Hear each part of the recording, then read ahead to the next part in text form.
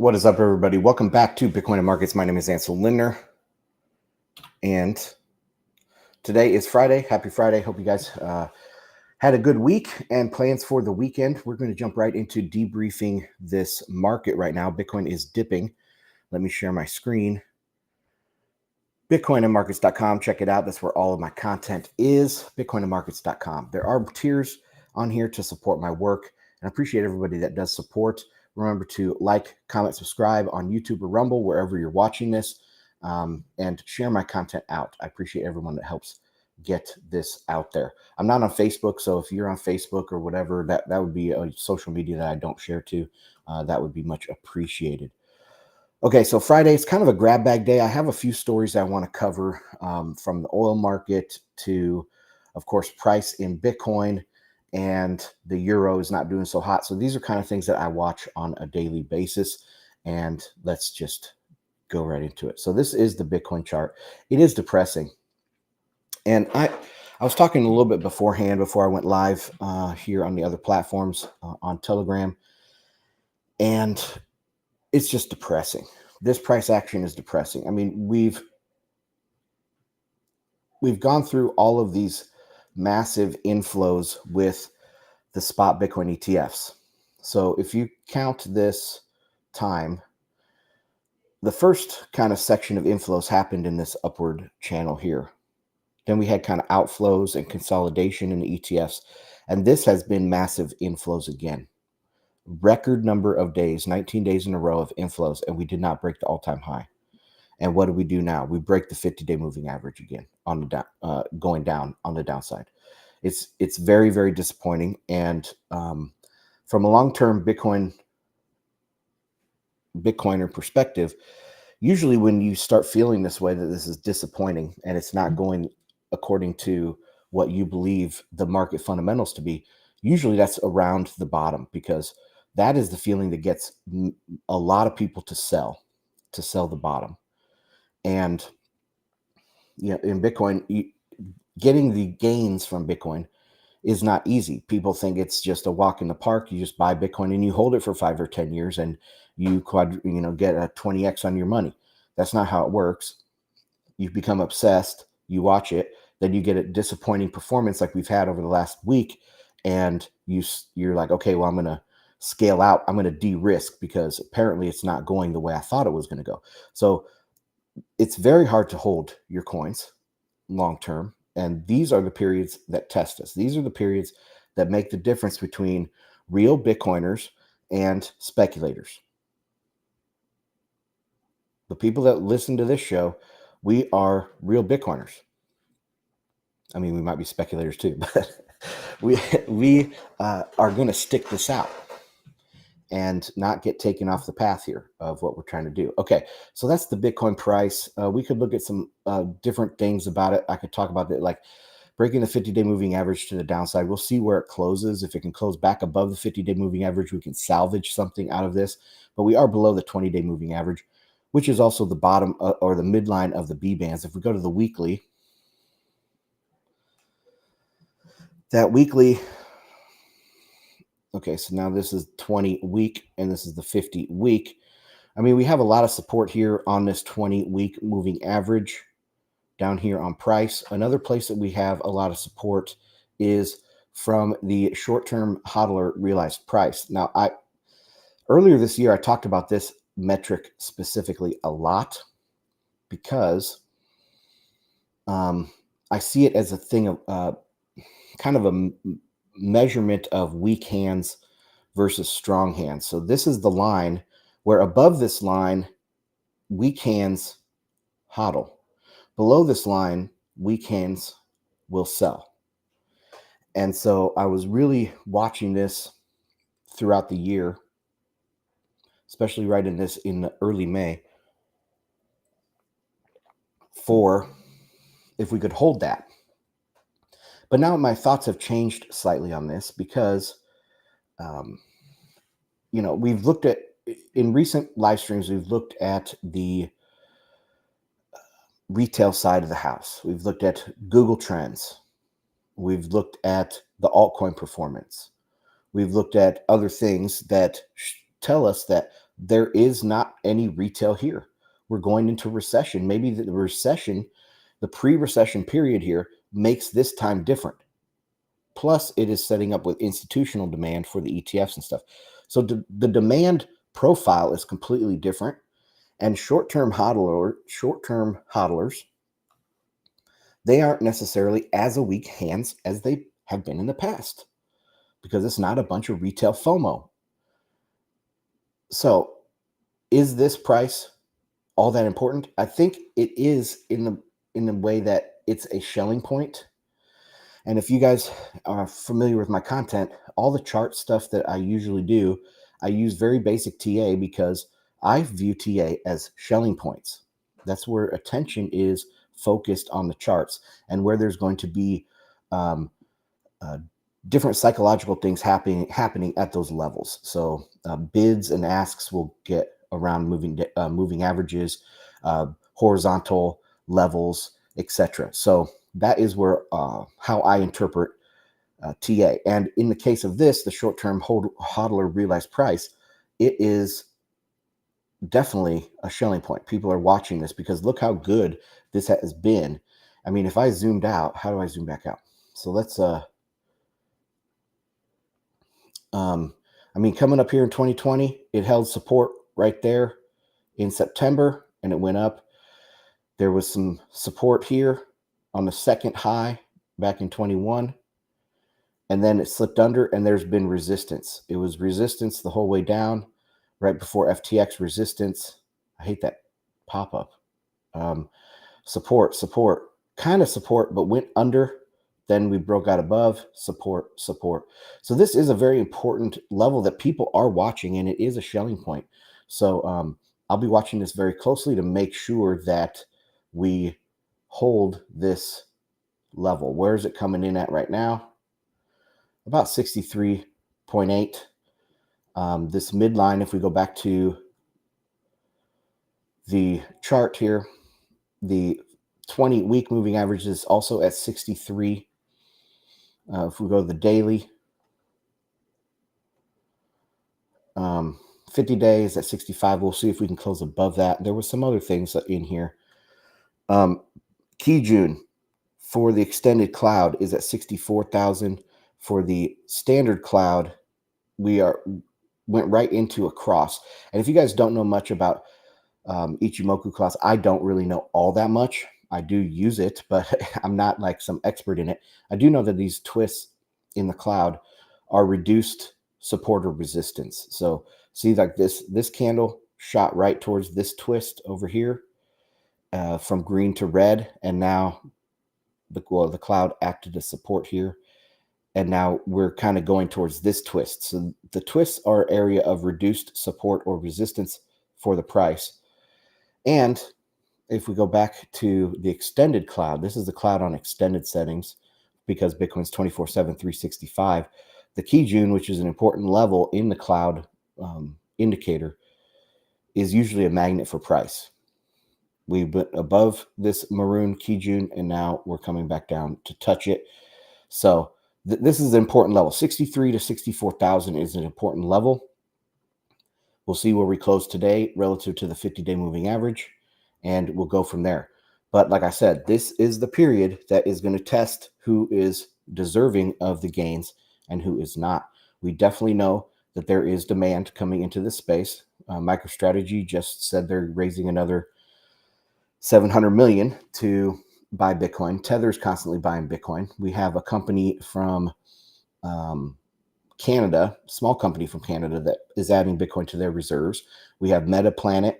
All these big guys are adding to their reserves. And that isn't even to mention the ETFs, which over the last few weeks have added 4 billion.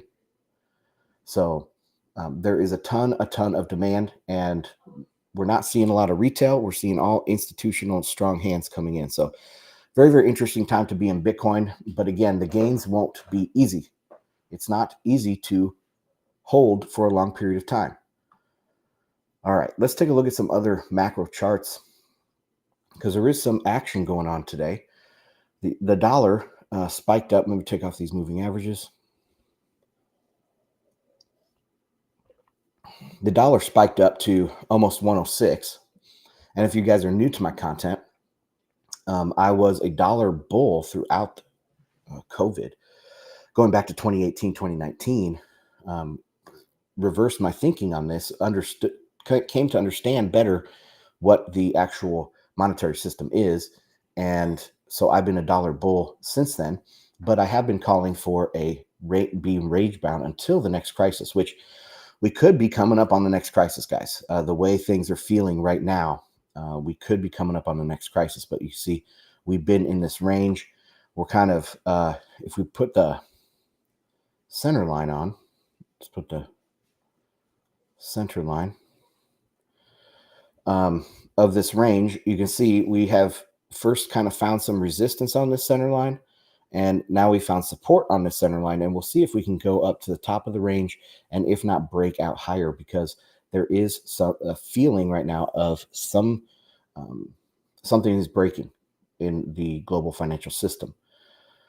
If we go to the US 10-year, I've been calling for lower on this, and let me go back to the daily. I've been calling lower for this. This surprised me right here. This move up in April. I think that was a reaction to the ending of, what was it? The bank term lending program.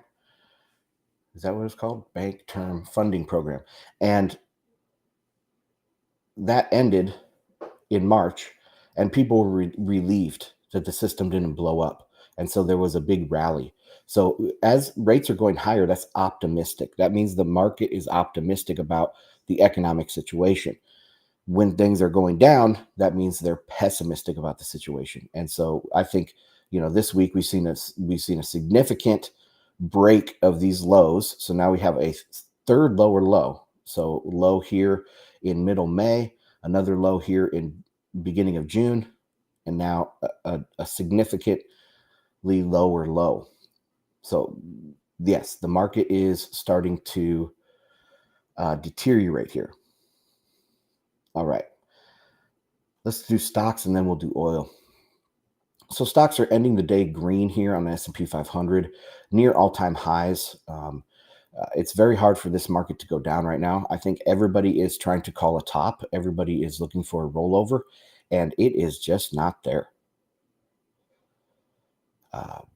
When you look at other stock markets, other economies around the world, where are you going to put your money? If, let's say, you're a multi-millionaire in Europe, where are you going to invest your money? Are you going to invest it in French markets and German markets with all of this election stuff that's been going on over the last week? The stock market over there, the French stock market, I think is, I don't even know which one that is. I'm not familiar with that one, but I saw a tweet that said it was down 2.5% today, following like 5% from earlier this week. So it's just falling off a cliff over there. Where are you going to put your capital? Yes, Bitcoin is a good answer, but if you're not going to answer Bitcoin, what are you going to answer? U.S. stocks, U.S. assets. So the U.S. markets are going to be the destination for a lot of capital flight from everywhere in the world. On top of that, I've detailed out why stocks go up in this pre-recession period. Because as you tighten your belt, what do? You add to your 401k instead of spending it. Instead of buying that new car, you decide to increase your contributions to your retirement. So you do that. And where does that go? In index fund. So it's disproportionately added to the largest stocks. That's why you see the FANGs and you see the Magnificent Seven and NVIDIA continue to go higher and higher and higher, because they get a disproportionate amount of passive funds. But anyway, I do expect this to continue going until we get more deterioration. I mean, the economy has to be really bad until this turns over.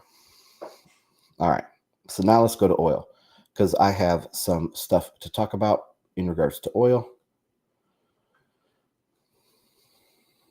So we have been range bound. There's lots of stuff on here, but all the green arrows are OPEC production cuts, and they just came out with another one that they are going to extend the cuts, but as soon as October, they're going to let maybe start rolling back some of the cuts, and that's why price has really dipped earlier this week and late last week.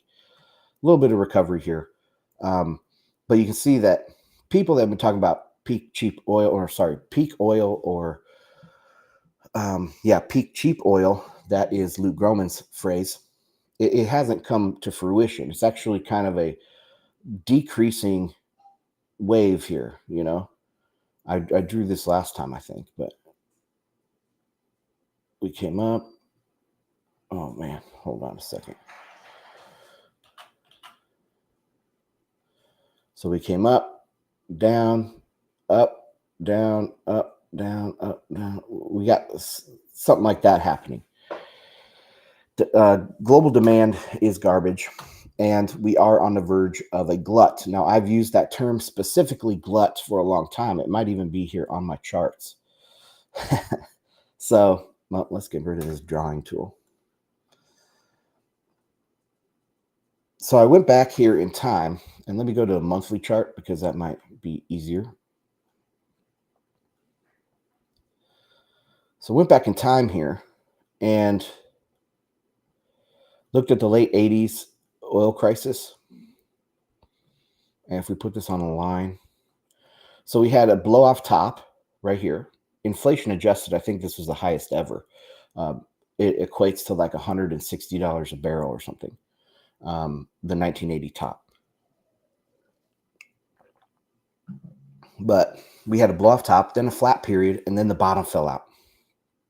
And then we had this glut for 15 years. And if you go back or even on Wikipedia, they have an article about the 1980s oil glut. And that oil glut extended all the way till 1999. I remember filling up my gas tank down here at the bottom. So this would have been that was my junior year of high school, going to some school dance, and I'm filling up my car with gas, and it was 89 cents a gallon. I mean, that's crazy. I remember that specifically. But the oil glut right here, there was some spikes here. This is due to the Iraq invasion here in 1990. But really, this is a glut. And I have it specifically right here on my chart for a long time. I've been talking about a glut. Now, if we look at this period, we have a blow off top. Same period. So here, blow off top, flat, down, glut. Blow off top, flat period, glut begins. This drop right here. So this was in 2014. That's when the glut started. And also when the U.S. shale really started taking off, right? We should have a relatively flat period for about 15 years of glut in the market. And this, I think, this COVID bump is an aberration because we shut down the global supply chains, and also it was reacting from this going down to zero here, and also with the invasion of Ukraine and the following on sanctions. So this is kind of aberration, but we're going to have this low period. It's probably going to go lower, and especially if Trump gets elected, I can see $40 a barrel easily. But anyway, so I've been using this term glut for a long time, and lo and behold, we're starting to see it in the actual news. So the IEA, this is not the EIA of the U.S. government. This is like a private NGO firm that is ESG aligned, but they see massive oil supply glut at the end of this decade. I mean, we have it right now, but so it's starting to work its way into the vernacular, the vocabulary of the time. I posted about this, the word glut finally arrives in the oil discussion. And now so think about this. People are starting to come around to this idea that there's this oversupply of oil. And is that peak cheap oil? Is that peak oil? No, that is peak oil demand. That's what I have been saying. Uh, that's what I call it, because at any given price, the peak demand at that price has been set. We are just going to go down from here. People can't afford it. People cut back on their oil consumption actually now, if oil prices go higher, and not necessarily oil, not necessarily the gasoline consumption, but they'll cut down on all of their consumption. So the higher prices of gas will cut into their discretionary spending. They just won't have enough to spend to keep the economy going, and we will slide into recession. And what happens in recession?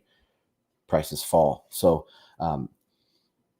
anyway, I've been pointing this out for years. An oil glut is underway. Another headline I saw: oil prices could sink below $60 in 2025. Citibank they're turning bearish on crude oil in its latest price forecast, predicting Brent crude oil prices will drop down to $60 per barrel in 2025. They cite supply surpluses. What's another word for supply surplus? A glut. So they're even saying that there's going to be a glut, and this is right from Citibank. So there is this idea is starting to percolate into the broader consciousness. So let me check out any comments we have here. Dex Invictus with us. What's up? Hope you had a good week. Thanks for joining. See, we got a comment here. Okay, Tony says, not sure why, but I could not connect to live stream. Let me see. We got 1, 2. Are you talking about Telegram or in Rumble or what? 1, 2, 3, 4, 5, 6 people in this Telegram. Looks like people are in it. You want to try jumping back in? Sorry about that. Okay. Let's go on to the next kind of story. So I don't know why I decided to look this up this morning. I might have saw a tweet or something. Probably did see a tweet about the euro dying. And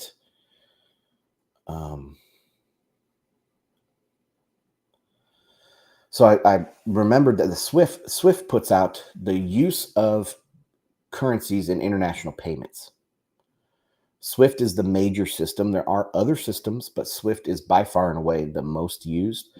So for instance, SWIFT probably does 10 trillion transactions, 10 trillion in throughput, not 10 trillion transactions, but in dollars, dollar value a day.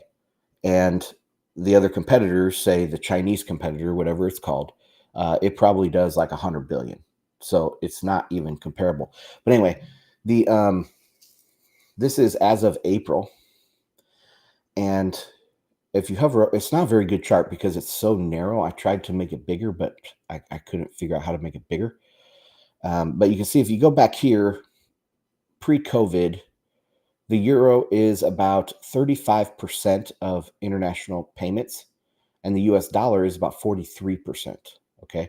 Then the Japanese yen, 4.35%, the pound, 4.24%, Chinese yuan, 1.15%.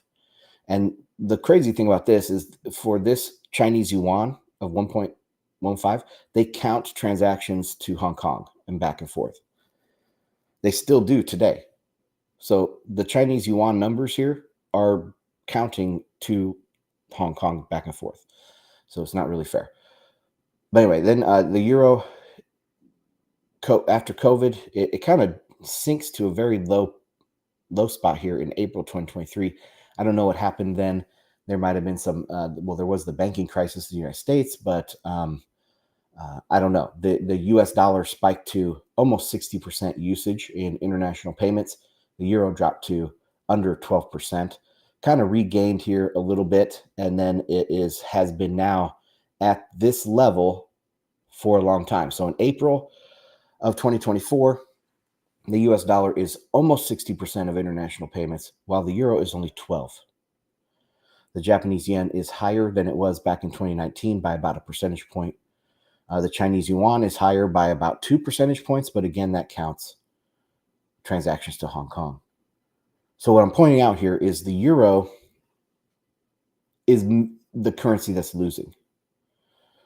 Again, going back here, 30%, over 30%, here down to 12%. And it's been consistent for about a year that it's been at 12%. So if there's any currency that's dying, it's not the dollar, it's the euro. All right. Let's check out this article today as well from Zero Hedge. Euro sentiment hits most bearish level in 15 months. The euro's volatility skew extends its shift lower, picking up pace once again this morning as the dollar remains better bid in G10 space and French political risks lurk.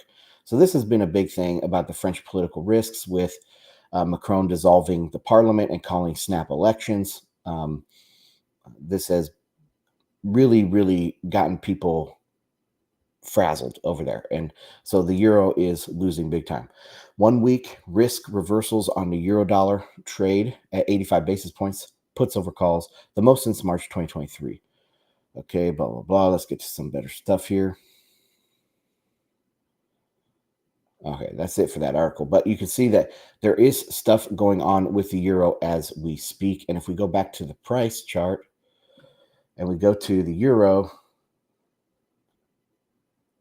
let's see what's going on. Go to weekly and go to candles.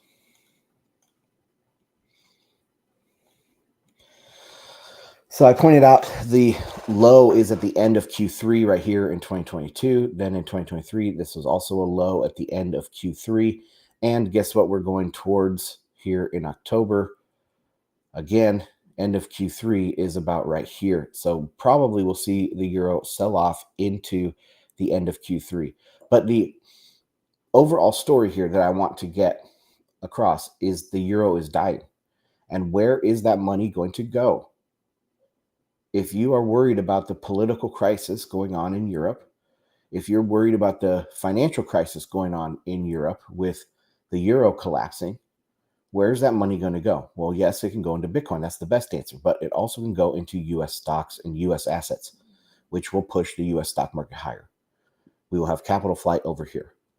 We'll also have human capital flight, brain drain from Europe over to the United States. That's happened last century. It's going to happen this century as well. So just be ready for that. Okay, so that is all I have. Let me check the comments. Euro is dead this decade. Yep, I think it could very possibly die this decade. That's one reason why they're pushing for CBDCs so much, right? DEX, they're pushing for CBDCs because they need to compete with stable coins. And stable coins are a market solution, and that market is choosing dollars. We could go to Tether's. Let's go to Tether's treasury here. What is it? Tether.to. I think that's what it is. All right. Share this. And let's go to the transparency tab. And we can look here. US dollar Tether, 112 billion. 112 billion. Euro Tether, 31 million. That is the difference here when we're talking about a digital dollar versus a digital euro. Nobody wants the euro. Nobody wants it. And like Dex says, the euro is dead by the end of the decade. Well, if it weren't, there would be much more demand for Euro Tether. So yeah, I think it's on its way out. Are you selling BTC? I3 says. No, not selling BTC. I'm never selling BTC. Let's go to the chart. I said at the beginning, I don't know where you're coming into this, but I said at the beginning that it's times like these that earn you the gains. Very disappointing price action. seems like, all of the bullish accumulation and bullish narrative is false. And so people are looking to sell. That's one reason why we also looked at this short-term hodler realized price as perhaps the place for weak hands to come in and sell. But there is not a lot of weak hands out there, being that most of this has been driven by institutional demand. And things like Google Trends for buy Bitcoin are at bear market lows. There is no real speculative frenzy going on yet. I think maybe that would have to come when we break 100K. I don't know if that even comes back this cycle, because people are so squeezed from the recession. They're so squeezed from the high prices, and that they don't really have, like in the past, they might have had $200 to YOLO into Solana or something. I don't even think they have that, and they don't want to even risk it if they did have it. So this is a different market. This is an institutionally driven market. And then we could talk about the Ethereum ETFs real quick as well. I3 said, just got here. That's why I think we may have peaked. Why? Why would you think that we have peaked then? Because there's no speculative interest coming. It's all institutional demand. I think there's going to be speculative interest. It's just a matter of how high the price has to go. Remember, Bitcoin is a Veblen good, and the higher the price goes, the higher the demand is. And so, yeah, it just matters at what price it gets up to. Retail has no money. I see. Yeah. Well,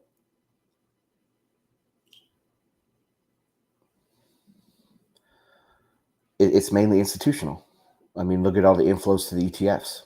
I was going to look at Ethereum. Let's go to Ethereum real quick. They have their ETFs possibly launching in the middle of the summer sometime. They had this approval pump, and it's just been down. I mean, this, I don't know about you guys, but just look at like back at March and look at all the downtrend. It's just downtrend, and then some hopium pump, and then downtrend, hopium pump, downtrend. There's not a lot of like organic demand for this thing. It is just, look at this chart. Let's zoom to the 1 week and kind of zoom in here. Where am I looking? Yeah, let's just look from the merge. From the merge, it has just been straight line down with a couple hopium pumps in there. And I just don't think that the Ethereum ETF is going to bring in any sort of retail. It's not going to bring in institutional demand to Ethereum either, because if they want Ethereum, they can stake it. They can buy it, self-custody, stake it. They're not going to buy the ETF because they automatically take like a 10% hit. Not only do they have the management fees for the ETF, but they can't stake. They automatically take, well, maybe not 10%, 8 to 10% a hit on that. So why would anybody buy? Why would anybody roll over their Ethereum from staking right now into the ETF? They want it. Which way is this going to go? Grayscale is going to sell their Ethereum from the ETF, and there's not going to be a corresponding demand on the other side to buy it. I think the ETH ETF could be the end of Ethereum as a legitimate, serious project, because it's going to be much harder to talk about the flipping if ETH is down here at 0.2, 0.3, or 0.02 or 0.03. If it's at $2,000 and falling, because I do think this Ethereum ETF is going to be horrible for the price of Ethereum. So, anyways, thanks for hanging out. Like, comment, subscribe. Check out bitcoinmarkets.com. Okay, let me check Telegram, see if there's any comments in there. no other comments. So, all right, guys. Well, I'm going to end it there. Thanks for hanging out on this Friday. Hope you have a great weekend, and I'll see you on the next one. Bye.